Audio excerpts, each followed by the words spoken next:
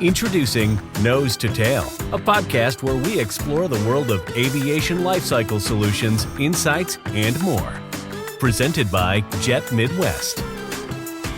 Welcome back, everybody, to the Nose to Tail podcast. I'm Patrick Kraus with Jet Midwest. We're here discussing everything related to aviation. We're going to see you at ACPC in Dallas, August 24th through 27th. You can reach out to us at sales@jetmidwest.com to make an appointment, or we'll see you at booth number 228, and you can join our Jet Midwest Technic team at booth 535. The whole Jet Midwest team is excited to see you. Don't miss your opportunity to meet with the best. In case you've missed it, join us for the highlights of the Nose to Tail podcast, and you can like and subscribe on our YouTube page. So from an aircraft fleet type, A380, 777, you've got Boeing and Airbus, competitive products there. Is there maybe some commentary or nuance? I don't want to say better or worse, right? That would put you on the spot. But maybe is there something special nuanced about each of those products that's either a big challenge or that you really enjoy working on? So yes, as a passenger, I have an opinion, and as an engineer, I have another opinion. As a passenger, I would say from Boeing, the 787 is quite comfy in flying, and the A380, for example. When you fly long hauls, if you're on the A380, you really don't feel it. But from a maintenance perspective, A380 is a big headache. It consumes the whole hangar slot as a hangar. It consumes a lot of manpower. It's really expensive to maintain, but it is comfy, and passengers do love it. So both are good. Both, they have good products, really competing. And for each travel and for each maintenance activity, everyone will have a favorite. This whole business really attracts a certain kind of person who can handle the pressure and handle the stress of being able to meet deadlines and manage things that go poorly. What kind of projects out there have you done that you're most proud of, where maybe you overcome some really significant obstacle? You know, if you're not aware, Jet Midwest's motto is challenge accepted, and it really is the fabric of who we are, everybody in the building. Hey, we've got this problem today, and like you said, the team rallies, says, okay, we got to solve this. We don't really have a choice. We don't care how it landed in our laps.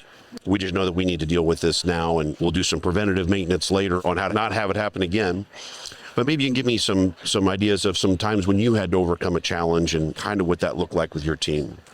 I have two in mind that pop up right now. The first one was a project to implement boroscope inspection skills in the shop in France.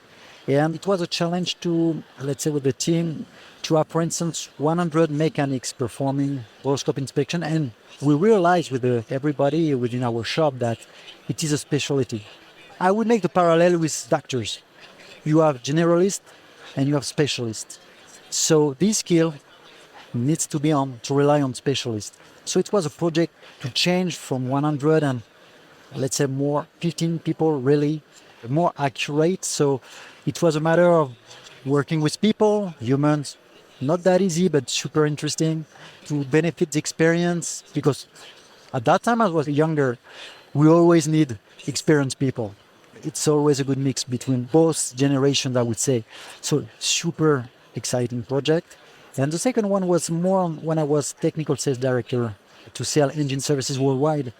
And it was to increase the turnover for our company, but minded with the spirit of a team to try to better understand, to listen more customers, and realizing that what we are offering is great, but customers need sometimes something else, some details that for us might be details, but for customers, it's a lot of added value. And to develop the turnover more with the whole team, listening customers, to adapt our service sometimes, total cost of ownership. A practical example is when a customer needs a shop visit. He doesn't need only shop visit. He needs to reduce his total costs. So we can propose solutions, alternative solutions that as a basis of discussion. And many times it happens, and we made the deal because we were able, with the team, of course, to propose something very adapted to the customer's need. And sometimes on some needs, latent need, he even didn't think of. So we help each other in this discussion to understand what's the situation, and then to propose something in line with the needs. So two examples that even talking about that make me think that we have to continue in this business anyway. So what's the next 5 years look like? I know you're talking about expanding some capabilities, and it sounds like you're going to have a new backdrop next year at MRO. Yeah, absolutely. So that'll be good. Yeah. But what's the stuff you guys are adding and that you're excited to go into? We've been approached about a couple of service bulletins that need to be done to some ducting. One operator has 141 aircraft. On top of the daily taking care of everyone, their operations, we have an additional opportunity for 141 aircraft to get in front of that. So the engineering, the logistics, the rotables, quick exchanges in front of that program. So we're looking forward to that. We just increased our capabilities so we could support more customers. And then we also added CA UK cert. So now we're a tri-release shop. So that's huge and that's important to us because now it's FAA EASA cert with the CA UK, which now you could stock and have total confidence that if the United Kingdom called and it's a G-rated tail number and they want to buy that duct from you, there is no issues because now you have EASA cert on it and you have CA UK, which come December 24th, that requirement will be 100%. Now, there's a little bit of lax and there's some grace right there until December 24th, but after December 24th, a U.S.-based repair station must have that cert or that duct doesn't fly on those G-rated planes. Now, if you look at the operators over there that are on those tail numbers, there's a ton of them. So we had to get in front of that. So now we're 8 months in front of that requirement. So the reason that we got after it that way is because now if you put something on your shelf stock, you don't have to worry about it. Now, if it sat there for 6 months, it doesn't matter because that tri-release 8130 is already on it 6 months before it had to be. So now you're protected. So whatever you stock, you're good to go. That thing will fly anywhere and we're on top of that. So our growth, we like the size we are and we like the team we have. We've been much larger in Florida before we moved to Tulsa. It's good, but right now our ability to be efficient as a company and stay very profitable as a company is right there where we want it to be. And the size gets the product out. The number of people that are there and what they're doing, their part in that is working really well. So kind of want to stay the size we are, stay very efficient in what we're doing, pick up a few service bulletins where we've got 141 aircraft, 61 over there, get those service bulletins done so we can get those retrofitted for that particular modification, and on top of the daily operations for AvDuct. So that's kind of what we see right now when we sit down to plan. That's kind of where we're at. We often ask the question is to find out what people's favorite aircraft is and kind of why. Well, I've always used one airline because it's convenient from where I live to get to every place that I need to be. And I'm always happy that it's the plane that takes off and comes back. What the plane is, not a big fan. When I see the guy in the yellow vest get on, my first thought is, well, there's that flight. We're screwed now. Now I'm going to sit here for another 4 hours. So I'm happy about the taking off and landing part. All right. Yeah. If you had a choice. Yes. If I had a choice, which one would I pick? If you had a choice, what would you pick? 737. 737. Yeah. Although I've taken a few flights to Asia on my own for vacation and in Europe, and I do like the reclining, sleeping kind of pod thing. That's kind of nice. I've had the opportunity as well to be on a lot of variety of carriers, and certainly depending on their business model, you certainly get a different kind of interior there as well. And when you fly a lot and you get those first class upgrades, you'd be shocked who sometimes you're sitting next to. Because one time I went from Detroit to LA, it was me and the entire cast of Jackass. Oh my gosh. And I had no idea who they were, except that the little person who was sitting next to me, in my head, I'm just like, don't say little this, don't say little that. And all these guys going, hey, wee man. I'm like, oh my God. So I would have loved that. It was hilarious. And probably would have gotten myself in trouble if I was sitting next to those guys. Very sweet man. Yeah. Just like you were saying, would you go back to Rolls-Royce? Yep. We've had employees who left, and for good reasons. And they said, hey, you guys are hiring again. Can I come back? I said, absolutely.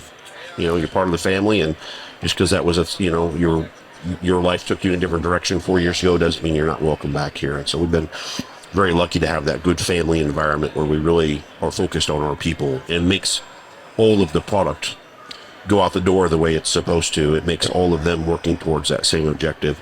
Just makes things much easier. Well, I think that's credit to you and credit to the company for doing that. And I think the culture is one of the most important things in a company, to be very honest. We have a great working culture at Barnes, right down from our president, actually group CEO. Everything is about personal people. How do we interact? How do we diversify? How do we include? There's a really good culture of people who are just there. We're very diversified. We're proud of it. We have a good number of females in our business, which is great when you look at it, because we are a manufacturing company and a repair company in aviation. It's hard to attract some good female talent, but we have some great female talent in the company too. So credit to Barnes and credit to you guys as well for bringing people back. We would always take people back if they left on good terms. Why not? You've invested a lot of money training them. They understand your way. They obviously get on with people in the company. Well, why turn them away? Welcome them back with open arms and say, hey, come back and help us out. We're growing. We can all grow. We can all be successful. Yeah, absolutely. It looks like they got a cold beer for us. You want a cold beer? Sure. All right. Hey, Karen. Man, I'm really thirsty. That was the point. Thank you. No. Thank you. Cheers. Cheers. And thank you to our folks over at Vortex Aviation for providing us with some libations here. Certainly get thirsty when you talk too much. I never do that. Oh, yeah. Yeah, that's much better. Okay. Well, listen, now that we got a cold beer and Yep. kind of wrap things up, is there anything you want to add, or maybe something, a great story or something you'd like those folks out there to hear from you that can impact maybe their aviation career? Well, there's a lot of opportunities out there, and a lot of people, younger people, they've been shying away from the machine shops and the hands-on. Everybody likes to play on a computer. Everybody wants to play on their phone and everything. But there's a need out there for people to turn wrenches. There's a need for people to start fixing things, to be physically touching something. And there's more opportunities now than there ever has been for all these aviation schools. And there's funding by the states, by companies, by everything. And you're starting to see more and more of the apprenticeship programs being reinstituted. Take advantage of it, because we're losing a lot of knowledge that's been there for years. And now's the time to capitalize on that knowledge before that's gone. And there's a great opportunity out there for the younger people to make something of themselves. And it's a good career. I mean, it's a hard career. Yeah. As you probably know, it's a hard career. But if you stick with it, you can go anywhere. And I think it's very important that we emphasize to the youth to get involved. You have notoriously good events that you put together at MRO every year. Yeah. And we'll talk in a few minutes maybe about the one tonight, but maybe we can talk about which one has been your favorite so far.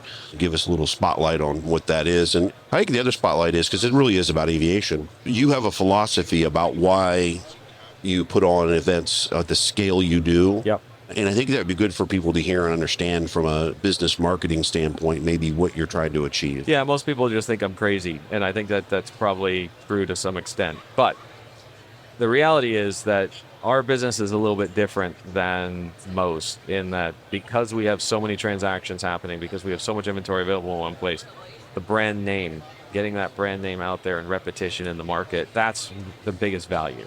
And we open it up to everybody, competitors, basically anybody at the show can go. Technically, you come get a wristband, but show up with an aviation business card or your badge and you're getting into the show. And we want the brand name DASI be repeated constantly today and all day tomorrow. What did you do last night? Where did you go?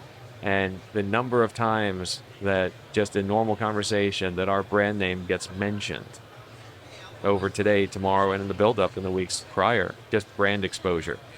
And last year was pretty cool. I think we did a Depeche Mode cover band, and we had T-shirts on that were a big hit that say "Dassey Says Relax." We had people wanting to buy those T-shirts, which we didn't really plan on.